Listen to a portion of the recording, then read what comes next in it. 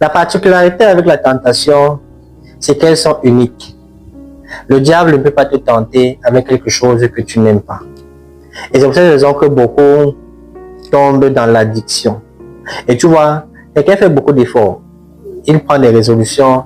Chaque fois qu'il tombe, il dit Seigneur, c'est la dernière fois. Accorde-moi la grâce pour que je ne tombe plus demain. Et tu le revois dans la même situation demain. Et plus il tombe, plus il est coupable. Il se sent coupable. La culpabilité remplit son esprit. Et bien après, lui qui parlait de cette tentation avec des frères et des sœurs, qui partageaient, même avec son mentor spirituel, il arrête de le faire. Et tout le monde va croire que Dieu a guéri ce frère, Dieu a guéri cette sœur. Mais c'est faux. Pourquoi? Parce qu'ils sont tombés dans ce chemin qui les pousse à croire que c'est quelque chose de normal. Tu vois, ils ont banalisé la tentation et ils tombent maintenant délibérément. Tout simplement parce qu'ils ont vu qu'ils ont tellement lutté, ils n'ont pas pu. Ils surrendent.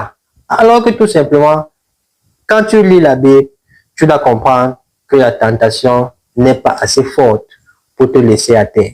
La tentation n'est pas assez forte pour te mettre KO. La Bible dit, dans le livre de Corinthiens, Dieu est fidèle et il ne permettra pas que vous soyez tentés au-delà de vos forces.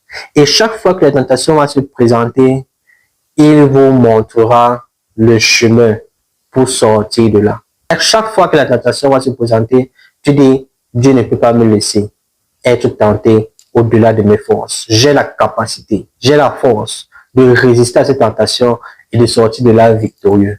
Gloire à Jésus pour ce qu'il a fait. Déclare cette parole chaque fois que tu es tenté et tu vas voir la puissance du Saint-Esprit qui va venir t'aider et te donner la force et la capacité pour sortir là définitivement.